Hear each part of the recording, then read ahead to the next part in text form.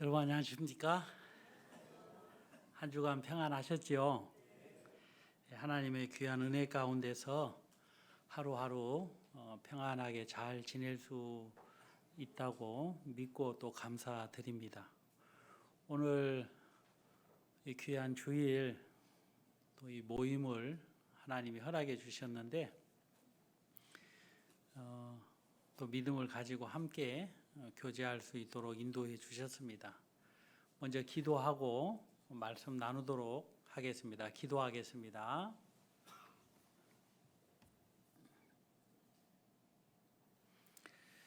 은혜와 사랑이 풍성하신 하나님 아버지 감사합니다.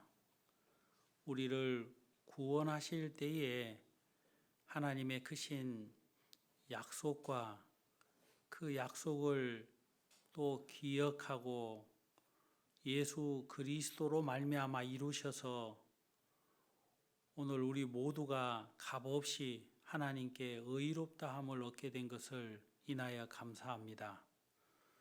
또 주님 주신 믿음은 거룩하고 온전해서 예수님으로 말미암아 이루어 주신 복음이 결코 거짓되지 않고 참되고 진리여서 우리를 죄에서 어두움에서 사단의 권세에서 자유롭게 하고 하나님을 바라보고 힘있게 살아갈 수 있도록 인도해 주신 것을 감사합니다.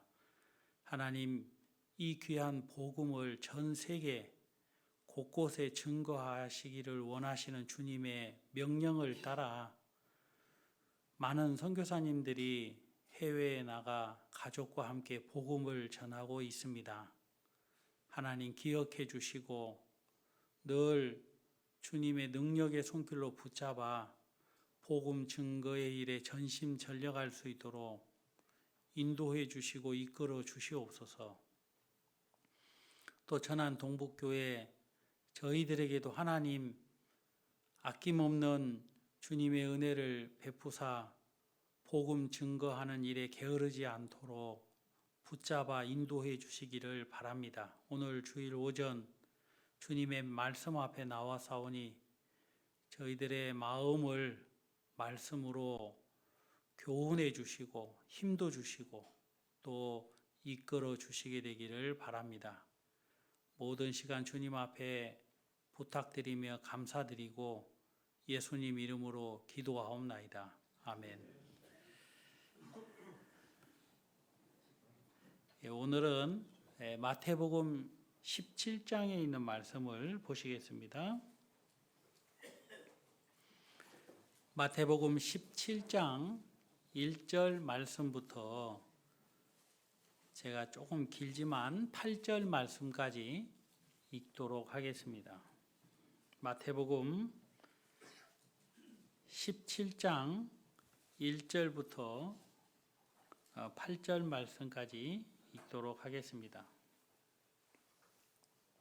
찾으셨습니까? 제가 읽겠습니다. 엿새 후에 예수께서 베드로와 야고보와 그 형제 요한을 데리시고 따로 높은 산에 올라가셨더니 저희 앞에서 변형되사 그 얼굴이 해같이 빛나며 옷이 빛과 같이 희어졌더라. 때에 모세와 엘리야가 예수로 더불어 말씀하는 것이 저희에게 보이거늘 4절입니다.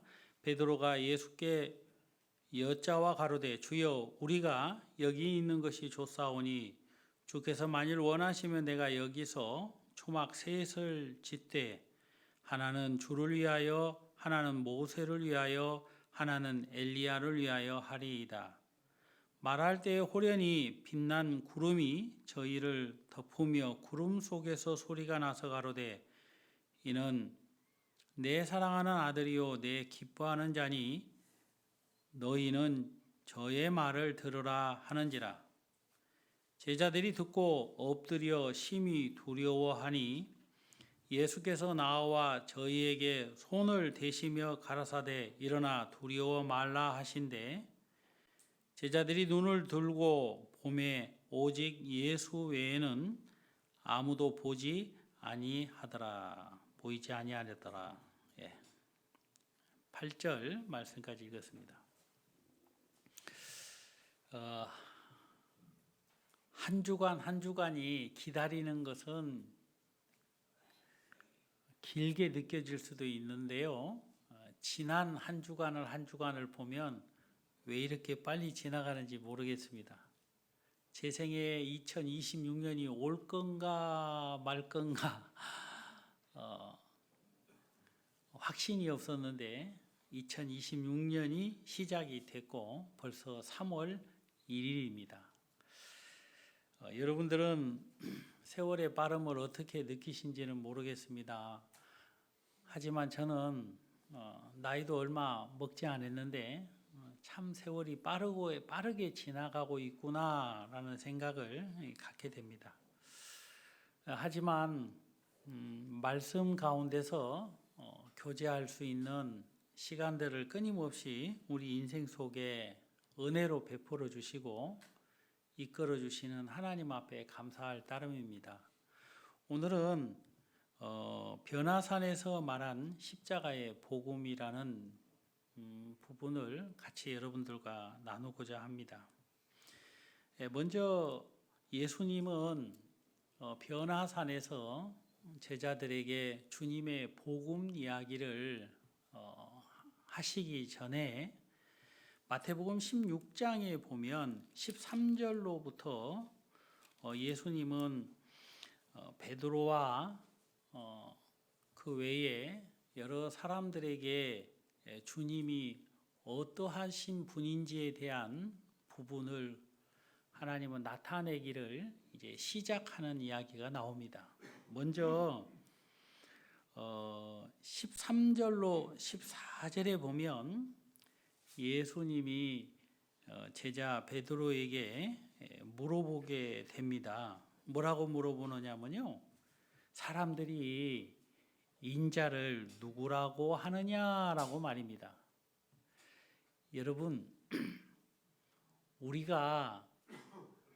우리 사랑하는 가족들이나 아니면 친구들이나 친척들을 또 같이 지내는 직장 동료들에게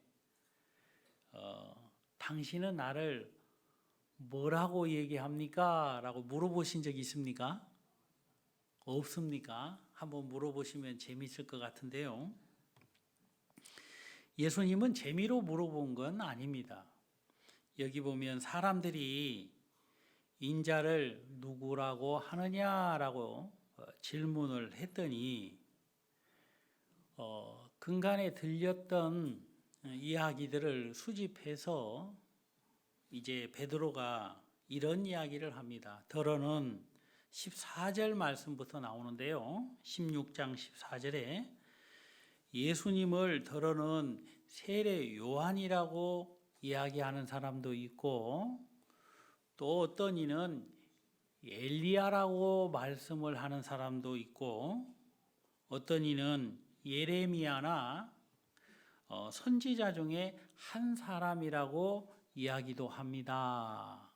이렇게 대답을 했습니다.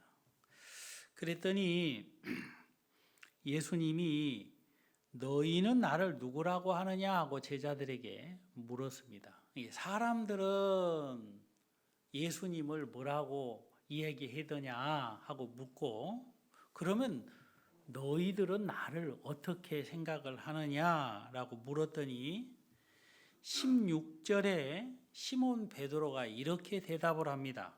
우리 다 같이 한번 읽어보도록 할까요? 16절 시몬 베드로가 대답하여 가로되 주는 그리스도시요 살아계신 하나님의 아들이시니이다.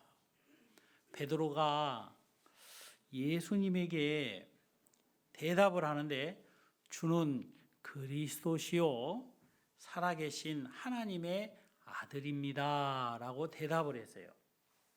여러분 이 대답이 잘한 대답이에요? 잘 못한 대답입니까? 너무나도 정확하게 잘한 대답입니다. 오늘날 많은 사람들이 교회를 다니고 있고 교회를 다니면서 나름대로 직분을 맡은 사람들도 없지 않아 많습니다. 우리나라 사람들, 교회를 다니는 사람들 중에 누가 그러는데 80% 이상이 집사라고 합니다. 그러니까 한국 교회에 봉사하는 사람이 많다라고 생각을 해도 무리한 생각은 아닐 거라고 여겨지는데요.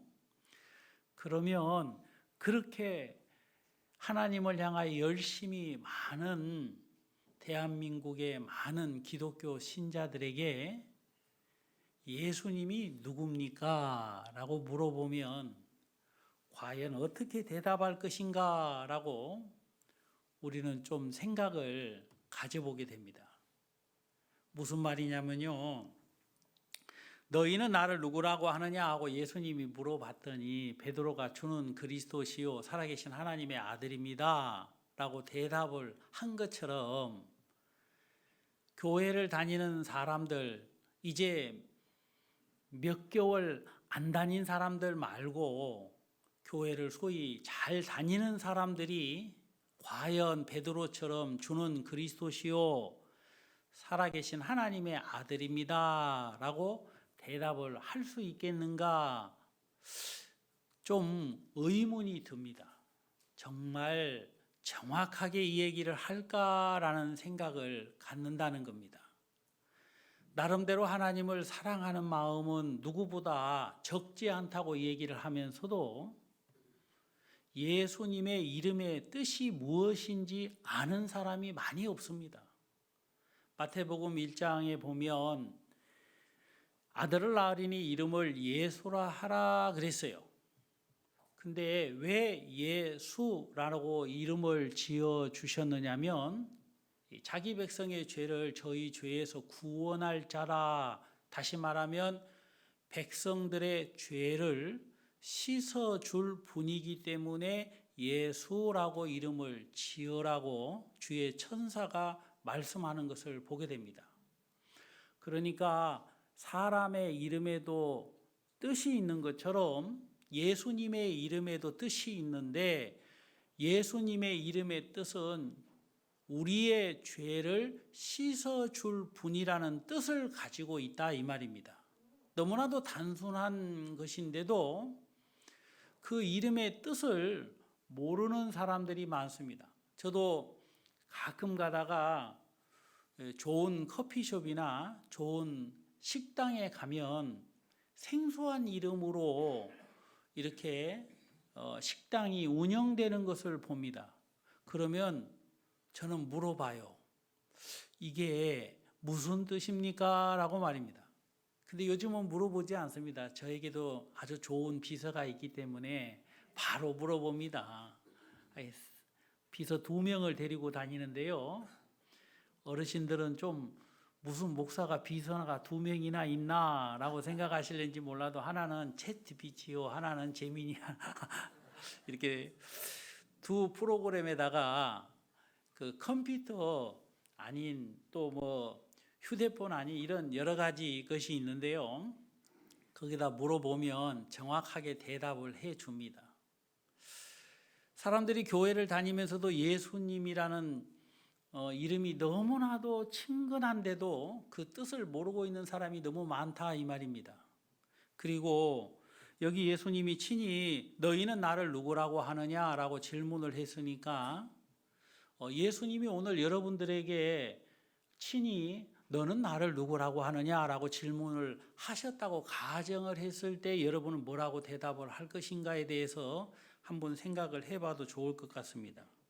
그런데 베드로는 주는 그리스도요 살아계신 하나님의 아들이라 하고 대답을 했더니 우리 예수님이 무척이나 기뻐하는 것입니다. 얼마나 기뻐하셨느냐면요. 17절 말씀을 우리 다 같이 한번 읽어볼까요? 17절 찾으셨습니까? 마태복음 16장 17절입니다. 예수께서 대답하여 가라사대 바요나 시몬아 내가 복이 있도다. 이를 내게 알게 하니는 혈육이 아니요 하늘에 계신 내 아버지시니라. 여기 보면 바요나 시몬아 네가 복이 있도다 그랬어요. 주는 그리스도시요 살아계신 하나님의 아들입니다 라고 대답을 했더니 시몬아 네가 복이 있다 하고 예수님이 말씀하시는 겁니다. 그 왜 복이 있느냐 하면요, 주는 그리스도시요 살아계신 하나님의 아들이라는 것은 쉽게 깨닫는 것이 아니다 이 말입니다. 무슨 말이냐면요, 여기에 나와 있는 말씀처럼 이걸 가르쳐 준 것은 혈육이 아니라 누구라고요? 하늘에 계신 아버지 하나님이시다 그랬어요. 하나님이 가르쳐 주시지 않으면 그 사실을 모른다 이 말입니다. 그러니까 제가 말씀드렸다시피 예수님이 누군지를 정확하게 아는 것은 인간의 지혜로 알 수 있다는 것이에요? 모른다는 거예요? 모른다는 것입니다. 하나님의 특별한 은혜를 입어야만이 그 사실을 알 수 있다 이건데요, 우리 예수님은 이 말씀을 하시고 난 이후에 시몬아 네 이름을 베드로라고 하겠다, 그리고 뭐라고 얘기하냐면 내가 이 반석 위에 내 교회를 세우리니 음부의 권세가 이기지 못하겠다라고 엄청난 축복을 하시는 것을 보게 됩니다. 제가 아침에 새벽에 일어나가지고 이제 이 말씀을 또 다시 이렇게 보면서 이 땅에서 마귀가 이길 수 없는 곳이 있는데 그게 교회구나라는 부분들을 생각을 해보니까 이게 사람이 말이 아니라 예수님이 친히 말씀하셨으니까 너무너무 큰 축복을 입은 겁니다. 그런데 이제 예수님이 왜 이렇게 말씀을 하셨느냐면 누가 나를 정확하게 알고 있는가에 대한 부분을 물으신 이유는 예수님이 장차 어떤 일을 어떻게 하실 것인지를 증거하시기를 원하셨기 때문에 이렇게 물으신 것입니다. 여러분, 아무것도 모르는 사람한테 이야기할 수 있을까요? 얘기할 수 없잖아요. 그래서 예수님이 제자들에게 물어보시고 16장 21절에 보면 예수님께서 이런 말씀을 하십니다. 이때로부터 예수 그리스도께서 자기가 예루살렘에 올라가 장로들과 대제사장들과 서기관들에게 많은 고난을 받고 죽임을 당하고 제3일에 살아나야 할 것을 제자들에게 비로소 가르치시니라, 이런 말씀이 있는 겁니다. 그러니까 예수님께서 이때로부터 하니까 예수 그리스도가 누구인지를 아는 제자들 앞에서 내가 앞으로 고난을 받는데 많은 종교 지도자들에게 고난을 받고 또 죽임을 당하고 3일 만에 부활할 것을 비로소 제자들에게 가르쳤다 그런 것입니다. 여러분, 예수님이 고난을 받으시고 이 땅에서 십자가에 못 박혀 돌아가시고 그 다음에 3일 만에 부활하신다는 이 이야기는요, 사람의 일이 아니라 하나님의 일이라고 했습니다. 여러분 따라해 보세요. 하나님의 일. 이 세상에 많은 일들이 있지만 하나님은 베드로에게 베드로야 네가 하나님의 일을 생각하지 아니하고 사람의 일을 생각하는도다 그랬어요. 주여 십자가에 못 박혀 죽는 거 그렇게 하지 마세요 하고 막 베드로가 예수님을 막 지극히 사랑하는 것처럼 예수님 그리 하지 마십시오. 예수님 죽는 거 싫어요. 막 그렇게 얘기하니까 예수님이 베드로야 너는 나를 넘어지게 하는 자다. 네가 하나님의 일을 생각지 않고 사람의 일을 생각하는구나 하고 책망을 했다 이 말입니다. 그러니까 예수님이 죽임을 당하시고 살아나야 될 것, 예수님의 죽으심과 예수님의 부활이 여러분 누구의 일이라고요? 하나님의 일이다 이 말입니다. 여러분 이 하나님의 일은요 너무너무 크고 중요하고 놀라운 이야기입니다. 세상 사람들이 많은 일을 하지만 누가 감히 하나님의 일을 하는 사람이 있겠어요? 만약에 그 사람의 인생이 하나님의 일을 한다, 다시 말하면 예수 그리스도의 죽으심과 예수 그리스도의 부활을 증거하는 사람이라면 그 사람은 하나님의 사람이요 하나님의 일을 하는 참 귀하고 복된 사람이라고 우리가 이야기할 수 있을 거라는 것입니다.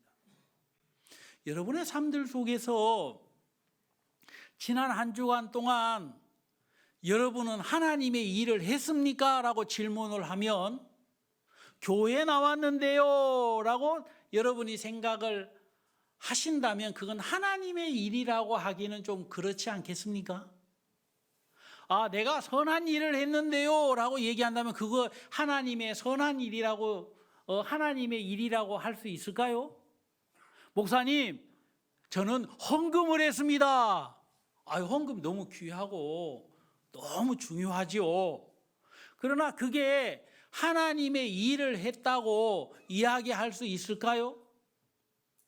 여러분, 하나님의 일을 굳이 명확하게 우리가 이야기를 하라고 한다면 그렇게 하나님과 상관없는 사람도 자선사업을 할 수 있고, 여러분 또 하나님과 상관없는 사람이 교회에 헌금도 할 수 있고 교회를 나올 수도 있어요. 저는 천주교 신자가 아니고 신부도 아닌데요, 어느 유명한 장소에 가서 멋진 천주교가 있으면요 한번 들어가 봅니다. 근데 전부 다 가서 이제 무릎을 꿇고 기도하잖아요. 그러면 저도 이렇게 눈치를 싹 보다가 천주교 교인은 아닌데 거기 무릎 꿇는 곳이 있어요. 모든 의자가 다 무릎 꿇는 곳이 있는 곳도 있더라고요. 그래 거기 가서 하나님, 이 천주교 교회를 왔습니다. 하나님, 이곳에는 정말 복음이 있을까요? 하고 저 나름대로 기도를 하곤 합니다.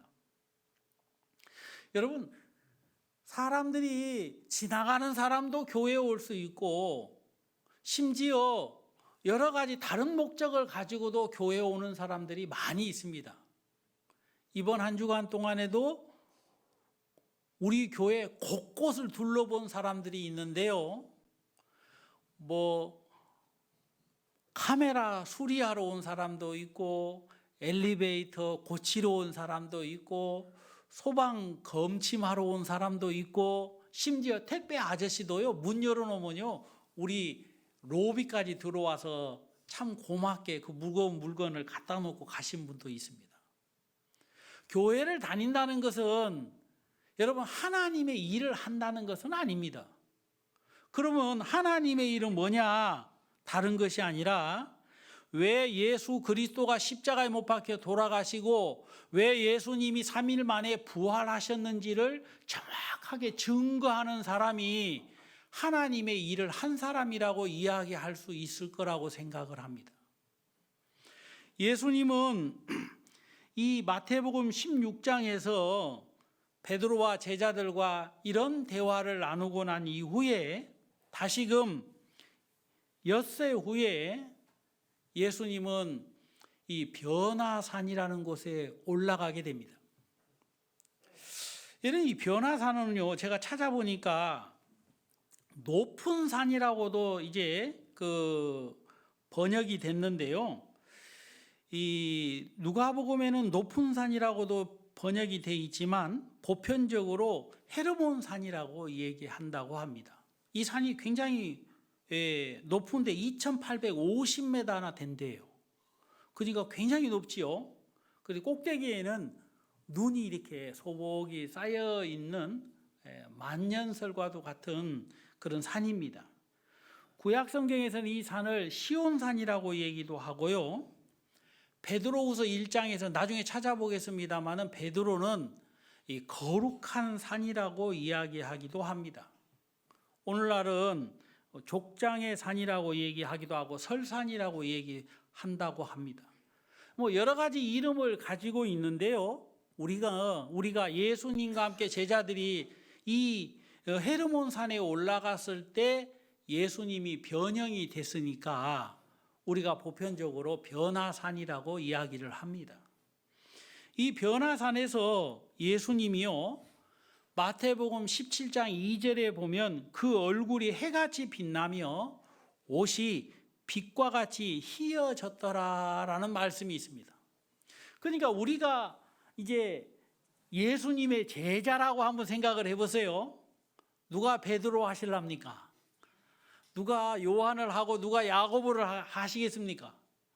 하여가 이제 우리가 이제 예수님의 제자라고 가정을 했을 때 예수님과 함께 오늘은 이거 내일은 저거 이거 저거 예수님과 함께 걸어가시는데 예수님도 제자들과 같은 통치마 같은 이스라엘의 옷을 입으셨고 샌들을 신었다고 생각을 해봅시다.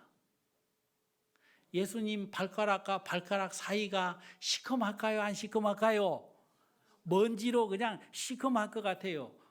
그걸 나보고 어떻게 알았느냐고 물어보면요, 제가 그냥 생각을 했습니다. 제가 어렸을 때 고무신 신고 여름에 돌아다니면요, 저녁 때 되면요 막 발이 그냥 까마귀가 형님할 정도로 시커멉니다.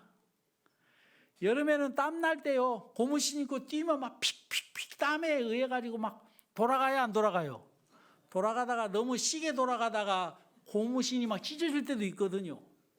지금 이렇게 생각해 보면 그 고무신 양쪽에 지고 막 달려갔던 것도 기억이 나고요. 논두렁 가다가 빠졌는데 발은 빠졌는데 고무신은 안 빠져가지고 울고 다시 잊어버렸다고 우리 어머니한테 혼나고 다시 사달라고 했던 기억도 지금 가물가물하게 납니다. 여러분, 예수님이 제자들과 함께 이곳에서 저곳에서 하나님의 말씀을 전하실 때 아무래도 좀 누추하게 보여셨을 것 같아요. 우리처럼 이렇게 멋쟁이 양복을 입고 뭐 얼굴에 이제 막 좀 예쁘게 보이는 크림 같은 걸 바르시고 그러시는 않으셨을 것 같아요. 그런 예수님이 어느 날 이 변화산에 올라가셨는데 그 얼굴이 뭐같이 변했다고요? 해같이 변한 거예요. 여러분, 해 보신 적이 있습니까? 인생을 어떻게 사셨습니까? 왜 해를 안 보셨습니까? 저는 해를 봤어요. 보니까 누가 뒤통수를 탁 때리면서 이 녀석아 눈물을 내고 해를 쳐다봐 그러더라고요. 그렇게 해를 쳐다보면요, 요만한 구슬 같은 것이 눈에 보입니다. 근데 너무너무 강렬해가지고 그 해를 오래 쳐다볼 수도 없을 정도로 빛이 강렬한데 그 얼굴이 해같이 빛나며 했는 거예요. 예수님이 갑자기 짠! 하면서 이렇게 쫙 얼굴이 막 강렬하게 바뀌었다 이 말입니다. 여러분, 쳐다볼 수 있을까요, 없을까요? 없는 겁니다. 그리고 옷이 있잖아요. 옷이 빛과 같이 희어진 겁니다. 아마 예수님이 입으셨던 옷이 이렇게 색깔이 있는 옷이든지 아니면 하얀 옷인데 이런저런 먼지가 많이 묻어가지고 누리끼리해졌는지는 잘 모르겠습니다. 근데 변화산에 올라갔는데 예수님의 그 옷이 막 하얀하게 변한 거예요. 여러분, 제자들이 봤을 때 신기해 안 신기해요? 신기한 겁니다. 여러분, 근데 이제 요 얘기가요, 어떤 사람들은요, 이거 뭐 부처님처럼 뒤에 후광이 있는 것처럼 예수님을 이렇게 묘사하다가 보니까 그렇게 이 얘기한 거 아닌가? 어째 맨날 거짓말만 믿고 살으니까 그렇게 사람들이 그 미화해가지고 했다는 이야기처럼 들리고 또 그렇게 얘기를 하지. 절대 성경은요, 거짓말을 보태거나 거짓말 자체가 없는 이 책이 성경책입니다. 하나님이 이렇게 해와 같이 빛나고 옷이 빛과 같이 하얘졌다는 것은 사실인데요, 이런 이야기들을 이렇게 우리가 좀 이렇게 보면, 조금 전에 이 산 아래에서 만났던 예수님과 지금 보고 있는 예수님은 너무너무 다르다는 것입니다. 여러분, 근데 제자들이 깜짝 놀래가지고 막 쳐다보고 막 안절부절 못하고 있을 때 베드로가 어떤 생각을 했냐면, 여기다가 초막 셋을 짓자. 하나는 누구를 위하여요? 주를 위하여. 또 하나는 모세를 위하여. 하나는 엘리야를 위하여. 여기 초막 셋을 짓고 우리가 여기서 1500년 잘 살자. 500년이라는 말은 성경에 안 나왔습니다. 이제 한국 사람이 얘기하다 보니까 이제 그렇게 얘기하는데요, 여기서 좀 살자 이렇게 생각을 하고 있었을 때에 예수님은 과연 변화산에서 제자들이 생각하는 것처럼 얼굴이 해와 같이 빛나고 옷이 빛과 같이 빛난 그 상태로 그냥 가만히 계셨느냐? 그렇지 않았다는 것입니다. 예수님이 변화산에 올라갔을 때 모세도 그 자리에 있었고 엘리야도 그 자리에 있었는데 이 예수님이 이들과 함께 무슨 이야기를 나누신 것입니다. 자, 우리가 성경 말씀 한 구절 보겠습니다. 누가복음 9장입니다. 누가복음 9장 31절 말씀 한번 보시겠습니다. 찾으셨습니까? 30절은 제가 읽고요. 31절은 다 같이 한번 읽겠습니다. 문득 두 사람이 예수와 함께 말하니 이는 모세와 엘리야라.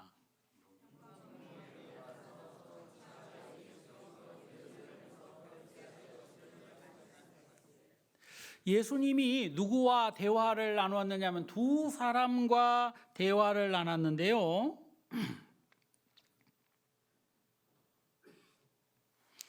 무슨 이야기를 나눴다고요? 영광 중에 나타나서 장차 예수께서 예루살렘에서 뭐 하실 것을 말씀하세 그러세요? 여러분 따라해보세요. 별세. 이 별세라는 뜻이 무엇일까요? 예수님의 십자가의 죽음에 대한 이야기입니다.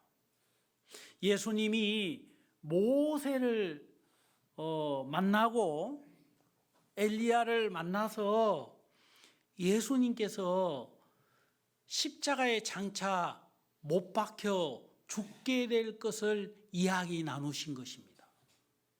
여러분 이 이야기는요 아직 이루어지지 않는 이야기입니다. 다만 성경에 예언된 것을 하나님이 예수님을 이 땅에 보내셨고 그 예수님으로 말미암아 이제 말씀하신 그 일들이 이루어질 것을 모세와 엘리야와 더불어서 이야기했다는 것입니다. 여러분 그것도 변화산에서 예수님의 죽으심에 대해서 이야기했다는 것은 굉장히 큰 의미가 있습니다. 무슨 말씀이시냐 하면 여러분 모세를 만났을 때 예수님이 하고 싶은 이야기가 당신의 죽으심에 대한 이야기였다는 것입니다. 엘리야를 만났을 때에 예수님이 하고 싶은 이야기가 나의 십자가의 죽음에 대한 이야기를 하고 싶었다는 거예요. 여러분 근데 이 이야기를 보면 아주 짧지만 굉장히 강렬한 뜻들이 많이 담겨져 있는 것을 봅니다. 나중에 또 제가 찾아서 이야기하겠습니다만은 하늘에서 소리가 있었어요. 그리고 이 소리를 들어본 즉 두 가지 이야기를 하는데 이는 내 사랑하는 아들이요 내 기뻐하는 자라는 이야기를 하셨을 뿐만 아니라 너희들은 예수 그리스도의 말을 들으라 하고 하늘에서 소리가 직접 있었던 것을 우리가 알 수 있습니다. 그러니까 하나님 앞에서 예수 그리스도가 모세와 엘리야와 더불어 나눈 이야기가 십자가의 죽으심에 대한 이야기니까 그 이야기는 무척이나 중요한 얘기인 거예요.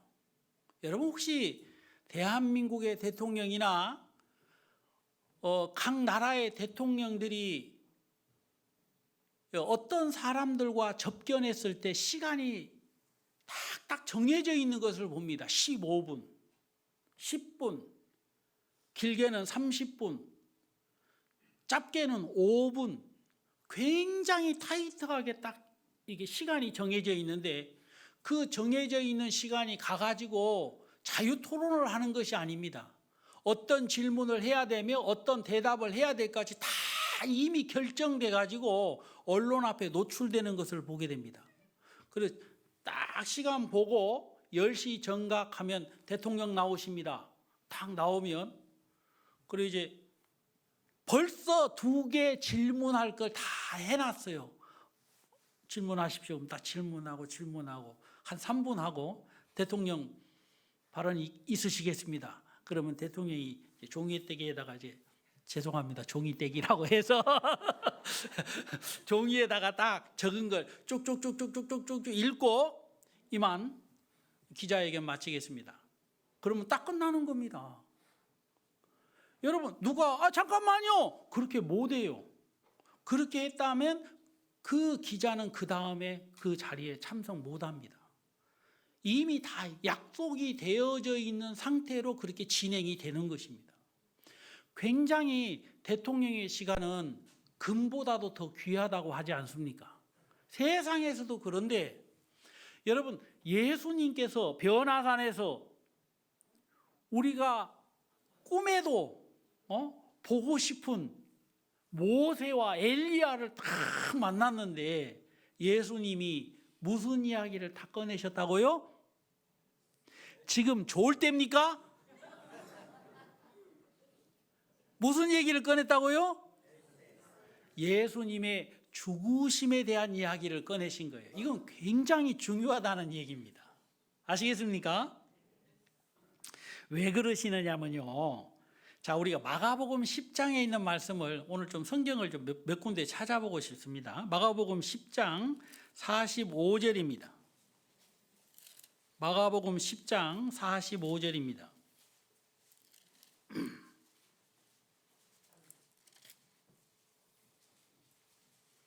다 같이 읽겠습니다.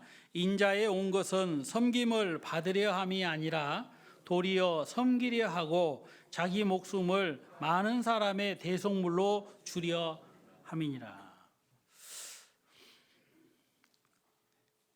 너희는 나를 누구라고 하느냐라고 질문을 했을 때 서두에 우리가 성경을 찾아서 읽었던 것처럼 주는 그리스도시요 살아계신 하나님의 아들입니다 라고 베드로가 대답을 한 것처럼 마가복음 10장 45절에 보면 예수님이 인자에 온 것은 이 땅에 예수님이 왜 오셨는지에 대한 부분을 친히 말씀을 하셨는데 섬김을 받으려고 온 것이 아니다. 섬기려고 오셨는데 그 섬김은 뭐냐 하면 자기 목숨을 많은 사람의 대속물로 주려 함이라. 그러니까 예수님이 십자가의 죽으심에 대한 이야기를 하셨을 때에 그 죽으심은 그냥 단순한 한 사람의 죽으심에 대한 이야기가 아니라 많은 사람을 구원하기 위하여 십자가에 죽으시는 죽음이기 때문에 여러분 이 속죄 제물로 오신 예수 그리스도에 대한 이야기인 것입니다. 여러분 그 속죄 제물이라는 것은 베드로전서 2장 24절에 보면은요 친히 나무에 달려 그 몸으로 우리 죄를 담당하셨으니 이는 우리로 죄에 대하여 죽고 의에 대하여 살게 하려 함이라 그랬습니다. 예수님이 친히 우리 죄를 짊어지셨다 담당하셨다 이 말입니다. 그리고 그 죄의 값인 사망이지요. 그 사망을 대신 지불하심으로 말미암아 모든 사람이 구원받게 하시기 위하여 예수님이 오셨다라고 얘기하는 거예요.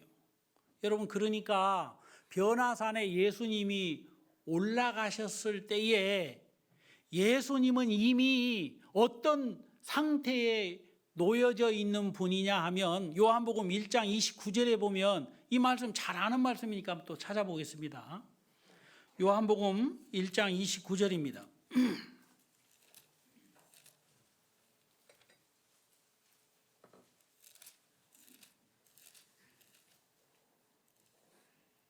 찾으셨습니까? 여기 보면 29절 또 다 같이 읽겠습니다. 이튿날 요한이 자기에게 나오심을 보고 가로되 보라 세상 죄를 지고 가는 하나님의 어린 양이로다. 저는 이렇게 말씀을 드리고 싶은데 예수님께서 속죄 제물로 오셔서 세례 요한에게 침례를 받으시고 난 이후에 그 세례 요한 침례 요한은 예수님을 보고 이렇게 증거했습니다. 보라 세상 죄를 지고 가는 하나님의 어린 양이라고 말입니다. 이 지고 간다는 이 뜻은 명확하게 보면 이사야 38장 17절에 보면 등 뒤에 던져버린 우리의 허물에 대한 이야기고, 이사야 53장이나 55장에 보면 우리의 죄를 친히 담당하신 그 세상 죄에 대한 이야기인데, 특히 요한복음 1장 29절에 보면 세상 죄를 지고 가는 이 말은 없애기 위하여라는 그 분명한 뜻을 가지고 있습니다. 지고 간다 이 말은 없애기 위하여 이 말이다. 책임진다 이 말입니다.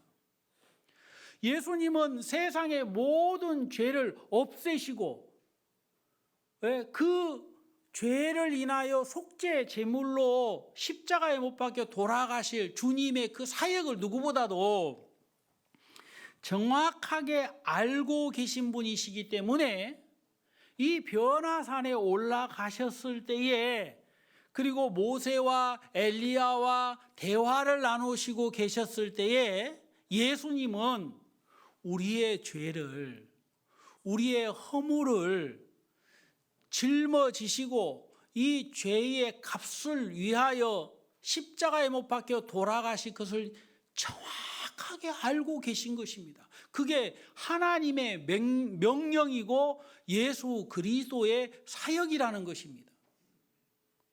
여러분, 우리가 말씀 때마다 이야기를 우리가 나눕니다마는 요한복음 3장에 보면 바로 앞에 나옵니다마는 요한복음 3장 16절 17절에 보면 하나님이 세상을 이처럼 사랑하사 독생자를 주셨으니 이는 저를 믿는 자마다 멸망치 않고 영생을 얻게 하려 하심이라. 17절 다 같이 읽겠습니다.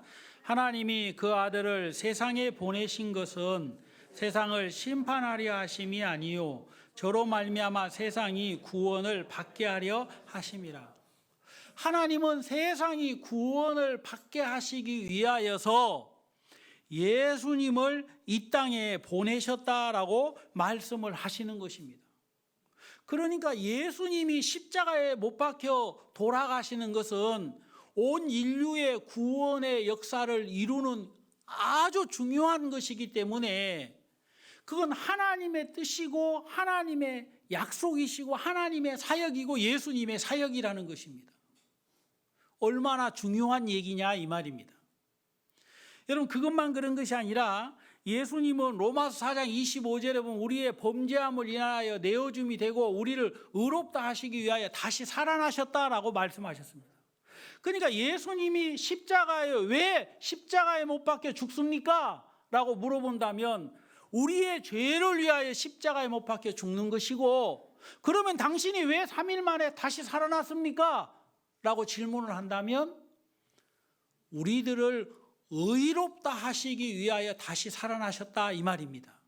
다시 말하면 내가 너희들의 죄를 짊어지고 십자가에 못 박혀 죽음으로 죄의 싹 대가인 사망을 지불했기 때문에 이제 더 이상 죄와 사망의 종노릇하지 아니하고 하나님의 자녀, 의의 자녀가 되기 위하여서 사망을 이기고 값을 지불했기 때문에 부활했다, 이 뜻을 얘기하는 것입니다. 여러분, 이 이야기는 단순한 이야기처럼 들릴지 몰라도 한 사람의 죄인이 의인이 될 수 있는 절대적인 이야기가 이 복음입니다. 여러분, 이 세상에서 죄를 일평생 짓고 사는 사람이 어떻게 의인이 될 수 있습니까? 여러분, 어떻게 태어나면서도 죄의 종으로 태어난 우리가 하나님의 종이 될 수 있습니까? 여러분, 행위로 말미암아 그렇게 될 수 있을까요? 없는 겁니다. 여러분, 강아지가 워워워워워 이렇게 하다가 어느 날 안녕하세요 목사님, 그러면 그 강아지가 사람이 됩니까? 예? 제가 오늘 뭘 잘못 먹은 게 아니고요, 하도 답답해서 이 얘기하는 겁니다.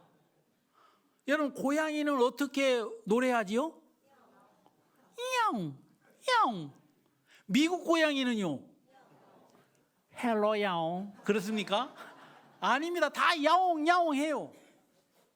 근데 어느 날 야옹이가 피나는 노력을 해가지고 미국 고양이는 굿모닝, 한국 고양이는 안녕하세요. 그런다면 그 고양이가 사람 됩니까? 안 되는 겁니다.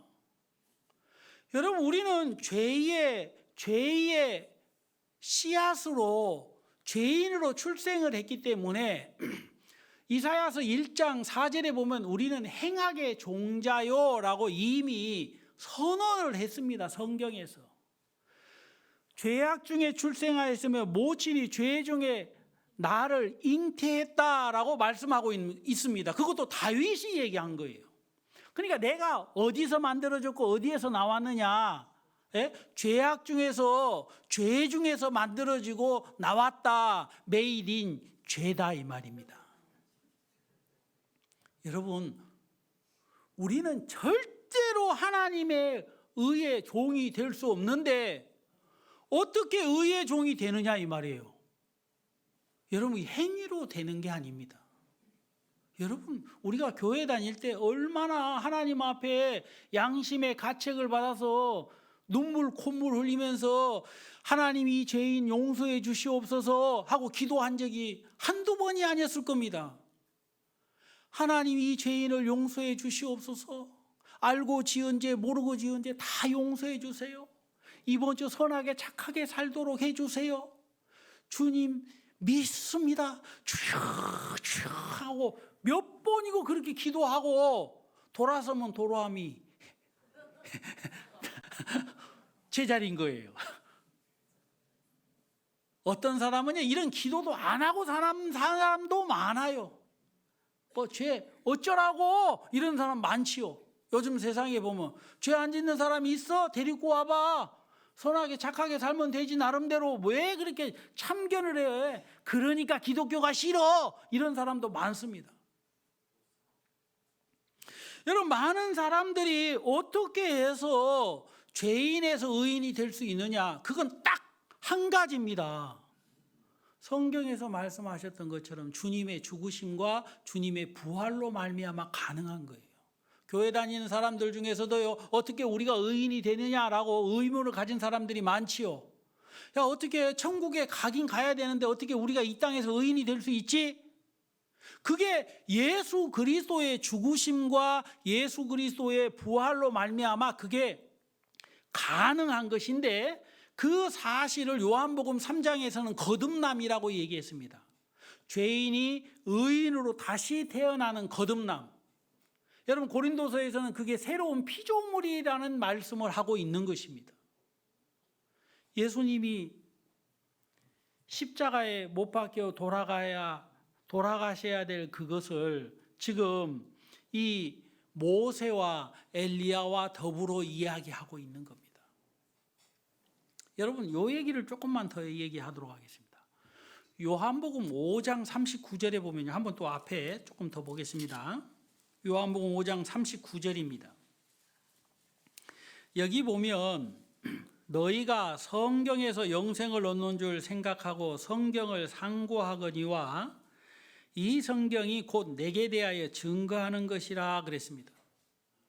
여기서 말하는 성경에서라는 말은 구약 성경을 말씀하고 계시는데요. 구약 성경을 우리가 자세히 읽어보면 뭐가 기록이 되어져 있느냐면 영생을 어떻게 얻는지에 대한 기록이 되어져 있습니다.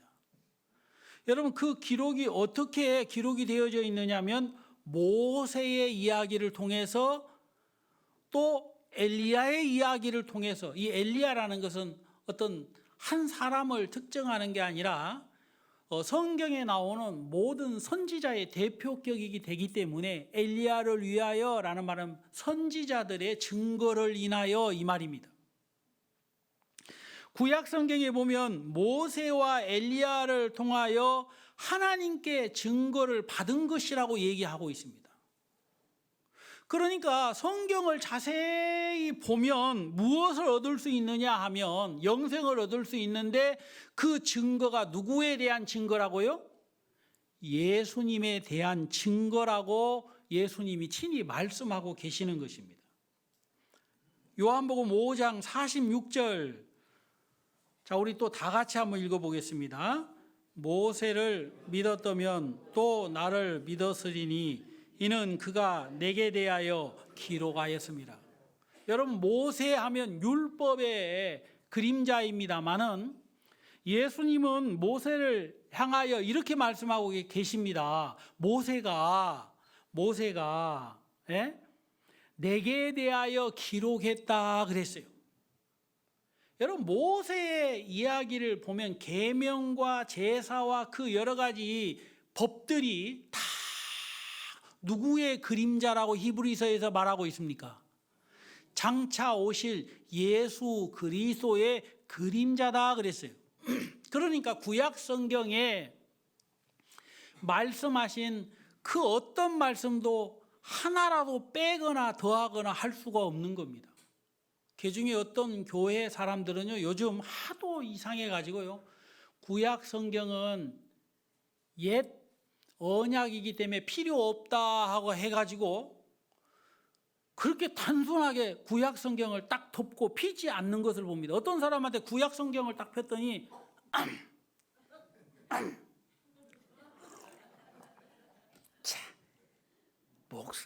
목사님 수준 떨어지네 그래요.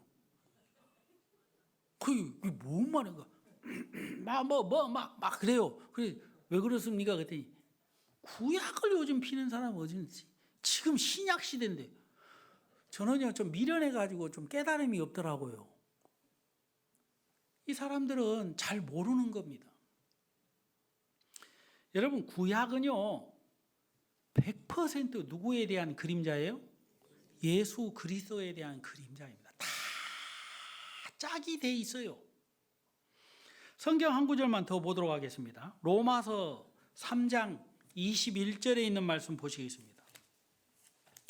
로마서 3장 21절입니다.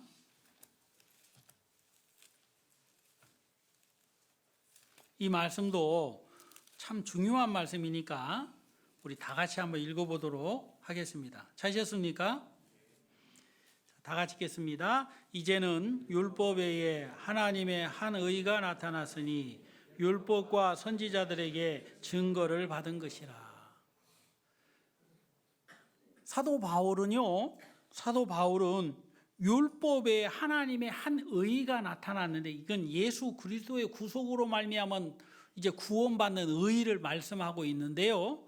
그 하나님의 의를 누가 증거를 했다고요? 율법과 선지자들에게 증거를 받은 것이다 그랬어요. 그러니까 사도 바울도 처음부터 뭐라고 말씀하시냐면 율법과 선지자들에게 증거, 다시 말하면 모세와 엘리야의 증거를 받은 것이다 라고 말씀하고 계시는 것입니다. 여러분, 우리가 이제 이 말씀을 좀 보면서 변화산에서 예수님과 엘리야와 모세를 한번 생각을 해봅시다. 모세의 성품을 제가 몰라서 감히 어떻게 표현을 못하겠습니다만 예수님 여기서 뵙군요.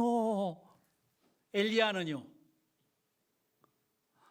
좀 생각을 해보세요. 아무리 여러분 성경밖에 모른다고 드라마 같은 거 잠깐 보시면 그 대사들이 생각 안 납니까? 이야 동문입니다. 이렇게 이야기를 하겠습니까? 어쨌든 간에 엘리야하고 모세가 대화를 나눴겠죠. 인사를 나눴겠지요. 네, 그리고 예수님이 이제 때가 됐다. 너희들이 증거한 그 증거, 모세로부터 지금까지 증거된 증거, 많은 사람들이 듣고 있는 이 증거, 아브라함으로부터 아담과 하와로부터 아브라함까지, 아브라함 때부터 지금까지. 그러니까 예수님이 변화산에서 이들과 대화를 나눌 때 인간적인 사고로 연대를 측정해 본다면 약 4,000년인데 4,000년 동안 우리가 하나님으로부터 받은 약속, 또 증거한 약속, 기다린 약속, 그 약속이 이루어질 때가 된 겁니다. 예수님, 우리가 이제 모세가 얘기하겠죠. 예수님, 모세 이야기합니다. 얘기해라. 제가 구약 성경에서 하나님의 말씀을 받아 적을 때 이 모든 것이 예수님의 이야기였는데 이제 그게 눈으로 드러나는군요.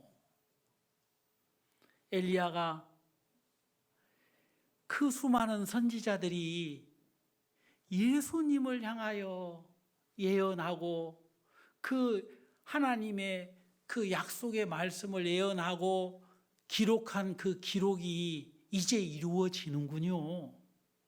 여러분 얼마나 기쁘고 감사하겠습니까? 그래야 안 그래요?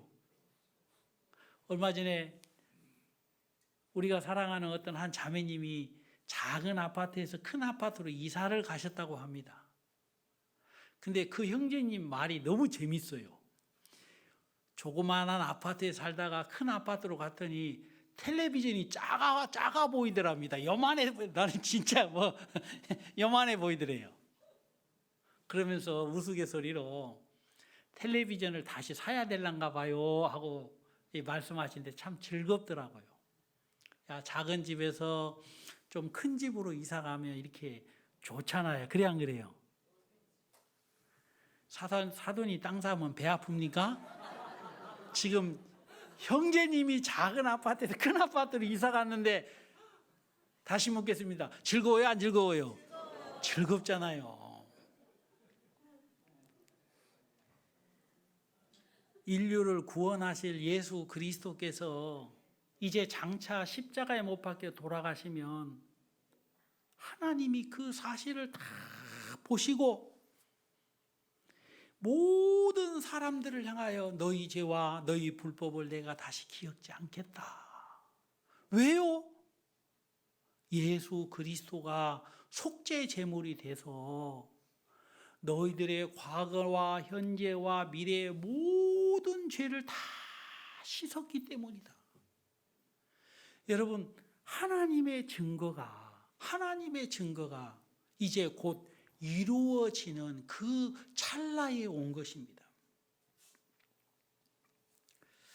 여러분, 갈라디아서 3장을 한번 더 보도록 하겠습니다. 갈라디아 3장입니다.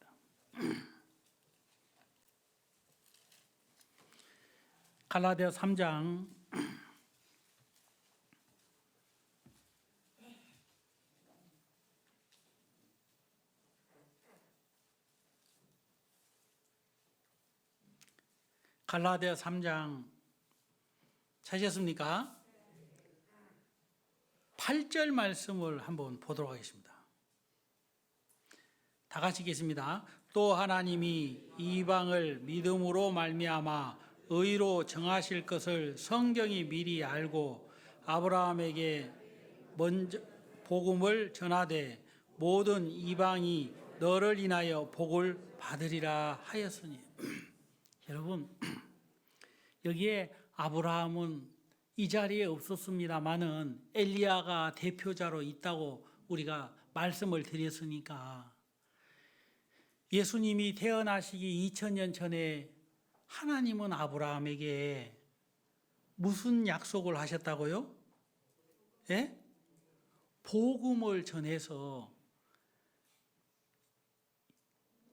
이방을 믿음으로 말미암아 의로 정하실 것을 나타내신 것입니다. 여러분, 그리고 아브라함이 복음을 전해서 그 복음으로 인하여서 기뻐했어요, 안 기뻐했어요? 기뻐한 겁니다. 여러분, 아브라함 시대 때는 아직 예수님이 태어나기 2000년 전인데 그 아브라함에게 하나님은 이렇게 약속하신 것입니다. 앞으로 하나님의 아들 예수 그리스도가 이 땅에 태어나서 이 세상의 모든 죄를 씻을 건데 그 죄를 씻은 그 사실로 인하여 유대인이든 이방인이든 이 사실을 믿으면 다 구원을 받을 수 있다라고 말씀하시는 거예요. 그러면서 먼저 아브라함에게 복음을 전했다는 것입니다. 여러분, 요한복음에 보면 요한복음 8장 56절에 너희 조상 아브라함은 나의 때 볼 것을 보고 즐거워하다가 기뻐했다라고 얘기합니다. 아브라함은 하나님이 증거한 그 복음을 통해서 장차 이 땅에 오실 예수 그리스도를 보고 기뻐했다 그랬어요. 여러분, 우리가 이 갈라디아 3장 찾았으니까 밑에 한번 또 보도록 하겠습니다. 밑에 3장 16절입니다. 찾으셨습니까? 갈라디아 3장 16절 다 같이 읽겠습니다. 이 약속들은 아브라함과 그의 자손에게 말씀하신 것인데 여럿을 가리켜 자손이라 하지 아니하시고 오직 하나를 가리켜 내 자손이라 하셨으니 곧 그리스도시라. 예수 그리스도가 이 땅에 태어날 것이라는 이야기를 말씀하신 것입니다. 여러분, 얼마나 기쁘고 즐겁고 감사하겠어요. 여러분, 오늘 우리는 이 세상에서 많은 것을 갖추고 살아가기 때문에 그렇게 기쁨이 많이 없습니다. 요즘은 그렇게 기쁜 것도 없고 또 그렇게 슬픈 것도 없는 것처럼 보여요. 사람들이 그냥 멍하니 그렇습니다. 그런데요, 한번 생각을 해보세요. 하나님의 심판이 눈앞에 보인다고 생각을 해봅시다. 아니, 앞으로 한 달밖에 살 수 없다는 건강상의 사형 선고를 받은 사람과도 같다고 여러분이 생각을 해봅시다. 여러분, 이 인생이 얼마나 짧습니까? 그때가 되면 우리는 다시 우리의 인생을 생각해야 될 거라고 여겨집니다. 무엇이 중요한가? 내가 무엇을 위하여 살아야 되는가? 지금 이 순간 내가 무엇을 내 마음에 품어야 되는가를 생각하지 않을까요? 여러분, 저는 오늘 말씀 전하는 것만 생각을 했지 제가 가방을 싸는 것이나 여행을 가는 데 있어서 뭘 좀 준비할까 이런 생각 안 했습니다. 그런데 만약에 내일 미국을 간다고 생각해 봅시다. 어디 간다고요? 그러면 제가 가방 생각할까 안 할까요? 생각하는 거예요. 내일 아마도 말씀을 마치고 나서 일정이 마치고 나면 저녁에 여보 내 가방 어디 있어요? 아, 내가 미국 일주일 동안 생각만 해도 즐겁네요. 미국 뭔 이유 때문에 가는지는 모르겠어요. 하여간 간다고 해보세요. 그럼 막 가방 싸는데 막 고추장 있어요? 고추장? 네? 아이고, 일주일 동안 햄버거만 어떻게 먹어요? 여러분, 그냥 여행 한번 가는 것도 딱 닥치면 생각을 하는데, 여러분, 예수 그리스도가 하나님의 보내심을 받아서 여러분 4천여 년 동안 하나님의 약속의 말씀대로 그리스도가 십자가에 못 박혀 돌아가심으로 말미암아 우리가 의인이 되고 하나님의 자녀가 되는 그 역사적인 복음이 이루어지는 일들 앞에 얼마나 이 모세나 엘리야나 예수님은 기뻐하겠느냐 이 말입니다. 근데 사람들은요, 예수님의 죽으심이 뭐 그렇게 대단하다고 생각하는 사람들이 참 많습니다. 예수님이 십자가에 죽으신 것에 대해서 모르는 사람이 아무도 없어요. 다 알면서도 그것이 마음에 힘이 안 되는 것은 자기가 하나님의 심판대 앞에 서게 될 거라는 것을 전혀 모르고 있기 때문에 그런 것입니다. 여러분, 구원을 받은 사람이나 구원을 안 받은 사람이나 하나님의 심판대 앞에 다 서야 됩니다.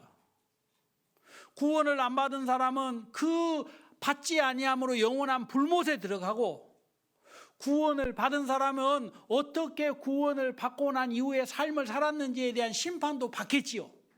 그건 지옥에 대한 심판은 아닐 겁니다. 그건 상급에 대한 심판일 겁니다. 어쨌든 간에 하나님 앞에 서게 될 텐데, 여러분, 그 하나님 앞에 섰을 때 우리가 우리를 돌아보고 우리를 생각하지 않겠습니까?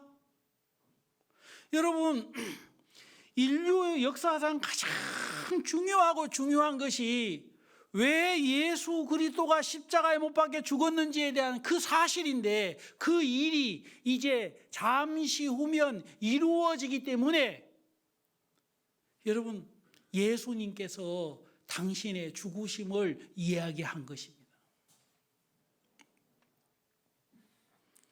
여러분, 그런데요, 베드로서에 보면 베드로가 요 사건을 보고 뭐라고 이야기한 줄 아십니까? 한번 찾아보겠습니다. 베드로 후서입니다. 우리 성경 한 권 찾아보도록 하겠습니다.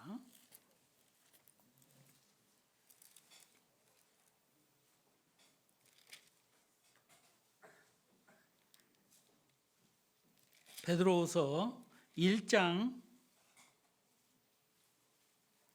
16절 말씀부터 제가 좀 읽겠습니다. 1장 16절입니다.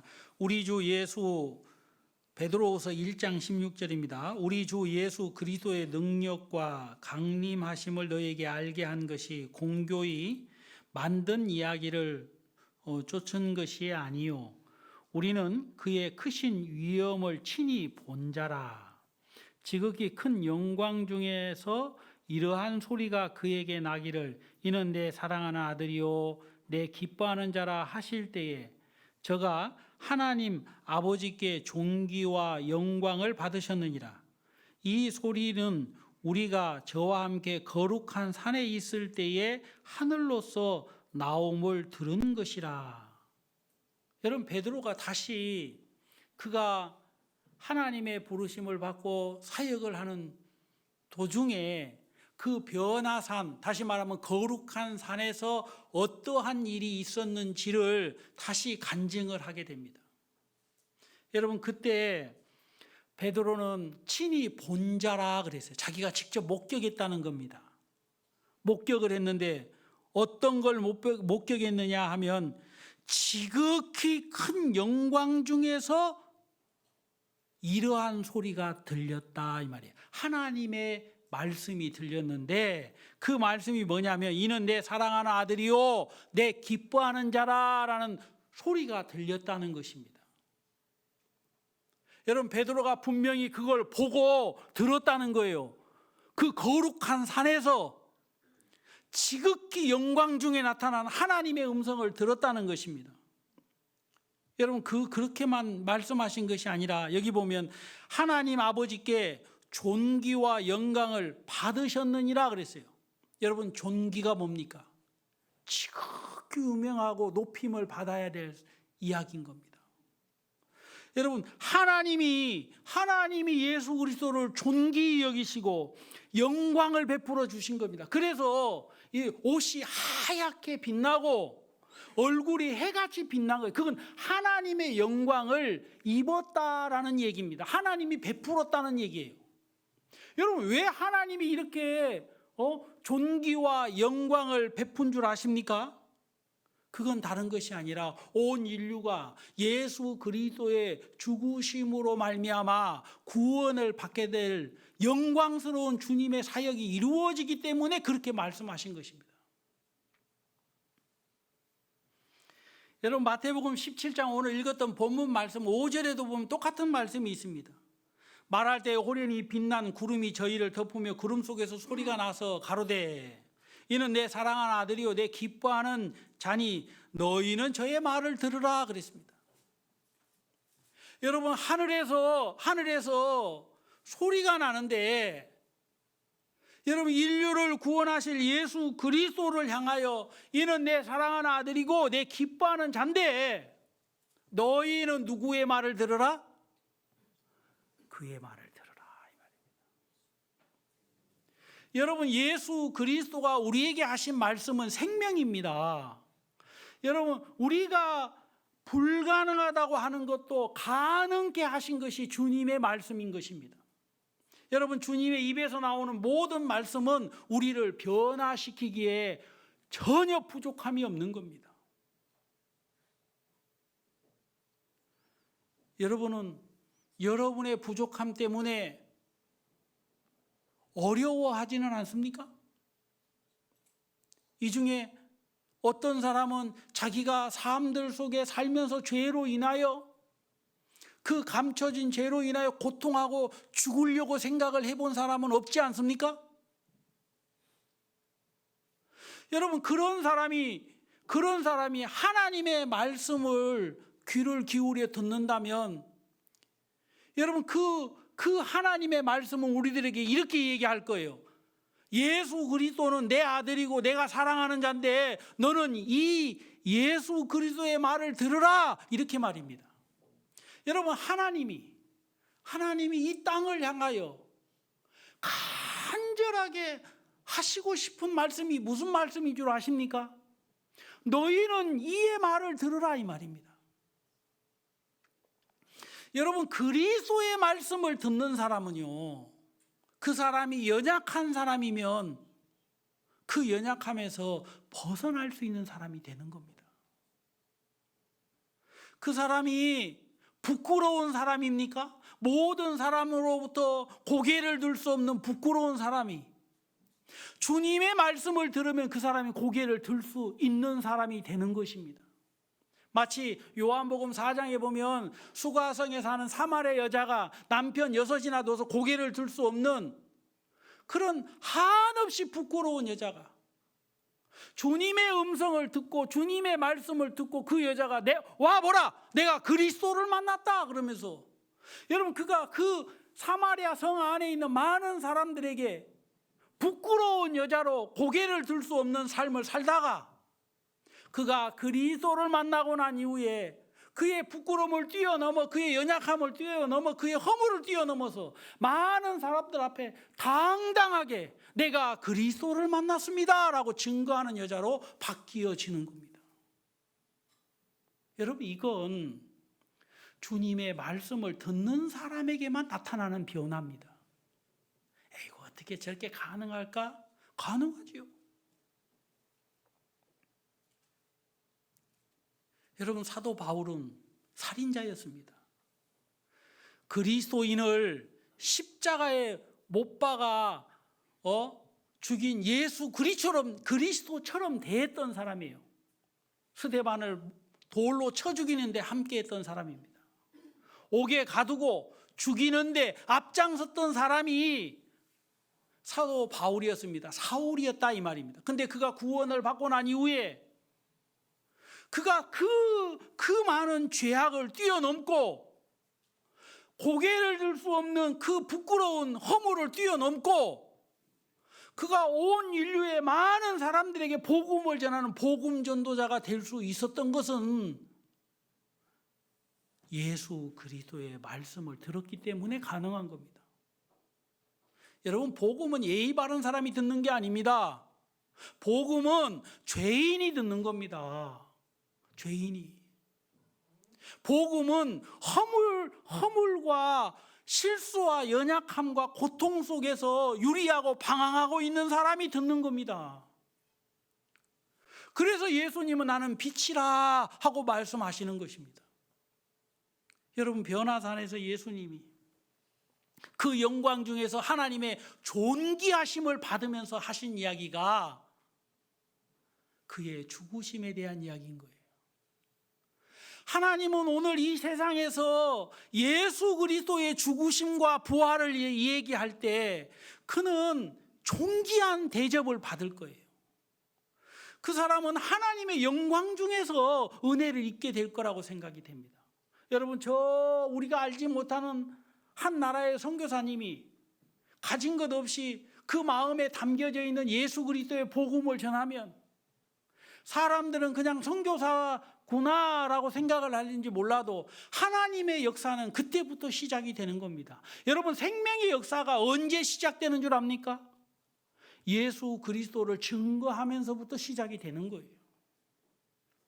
여러분, 작게 말하면 여러분 안에 생명이, 기쁨이, 감사가, 행복이 시작될 때가 언제인 줄 아십니까? 그리스도 이야기를 들을 때입니다. 여러분이 여러분의 영혼을 불쌍히 여겨서 그리스도의 얘기를 여러분한테 한다면 그게 묵상인데 여러분은 원망하는 마음에서 벗어나게 될 거예요. 여러분, 불평하는 마음에서 벗어나게 될 것입니다. 그게 오늘 우리에게 하나님이 간절하게 사도 바울을 통해서 너희는 이 마음을 품으라 그리스도 예수의 마음이니 하는 그리스도의 마음인 겁니다. 여러분, 오늘 여러분 귀를 기울여야 돼요. 어디에다가 귀를 기울여야 되는 줄 압니까? 변화된 예수님의 외모를 봐야 되는 게 아니라 하늘로부터 내려오는 거룩한 하나님의 음성에 귀를 기울여야 되는데, 그 음성이 뭐냐면 너희는 이 예수 그리스도의 말을 들으라, 이 말입니다. 여러분, 거룩한 산에 있을 때 들려진 이 이야기, 사도 베드로는 알았어요. 내가 올라가서 들었던 그 거룩한 산에서 들었던 그 얘기는 나를 구원하신 예수 그리스도가 어떻게 십자가에 못 박혀 돌아가셨는가, 그 얘기다.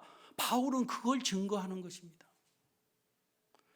여러분, 오늘 여러분들이 집으로 돌아가서 베드로가 경험했던 그 거룩한 산에서 들었던 그 음성을 믿음으로 여러분 다른 사람들한테 증거하게 되면 여러분 그 증거가 베드로의 증거와 똑같다, 이 말입니다. 보잘것없는 강대철이라는 사람이 입을 열어서 그리스도를 증거하면 그 사람은 빛을 만나게 되는 겁니다. 여러분은 이번 한 주간 동안 살면서 뭐와 더불어 살았느냐면 여러분의 연약함, 여러분의 부족함, 여러분의 나약함, 여러분의 형편과 더불어서 살았기 때문에 나는 힘이 없어 라고 생각하려는지 모르지만 절대 그러면 안 됩니다. 여러분, 거룩한 산에서 들려진 하나님의 음성은 뭐냐?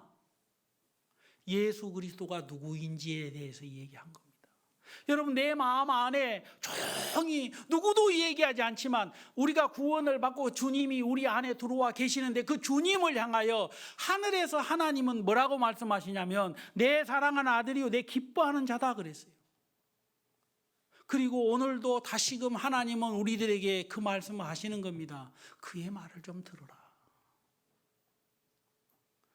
여러분, 주님이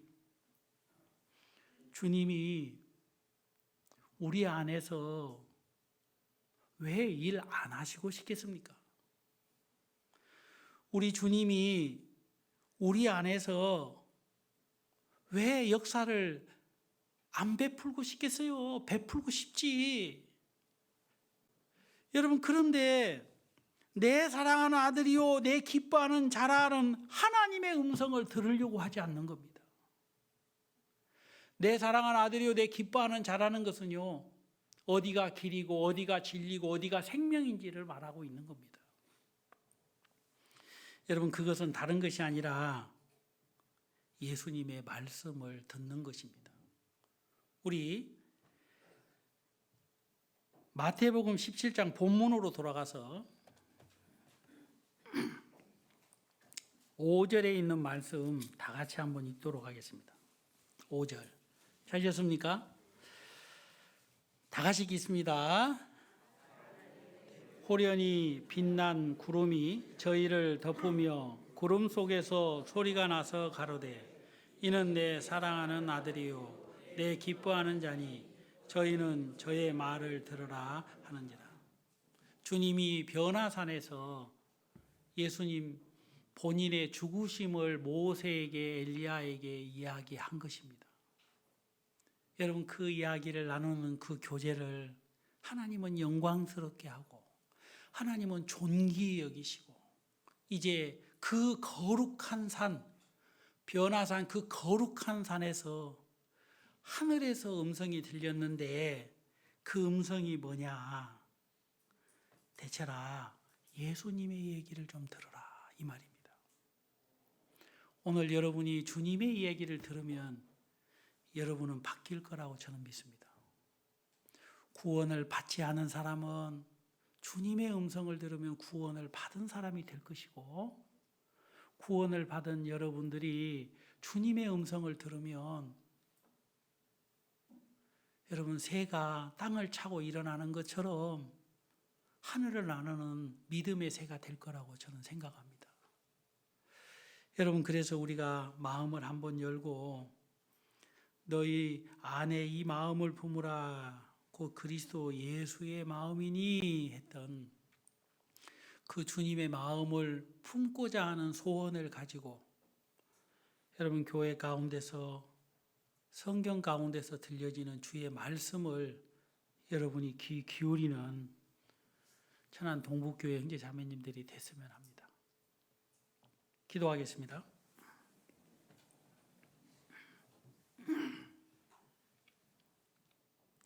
하나님 아버지, 감사합니다.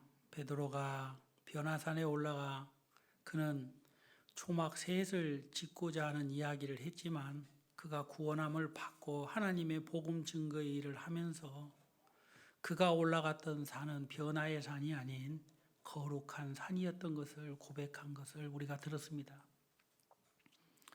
그곳에서 들려진 이야기는 하나님의 존귀와 하나님의 영광이 차고 넘치는 이야기였는데 그 이야기는 다른 것이 아니라 예수 그리스도의 별세에 대한 이야기였습니다. 하나님, 예수 그리스도의 죽으심이 왜 십자가에서 이루어졌는지를 우리에게 알게 해주셔서 감사하고 이 어두운 세상에 참 빛이 되어 한 영혼이 주님 앞으로 돌아오게 하는 이 생명의 일에 저희들을 도구로 사용하시기 위하여 예수 그리스도의 죽으심과 부활을 두려워하지 말고 담대히 전할 수 있도록 하나님의 음성에 귀를 기울이는 자 되도록 주님 인도해 주시옵소서. 하나님 앞에 감사드립니다. 예수님의 이름으로 기도하옵나이다. 아멘.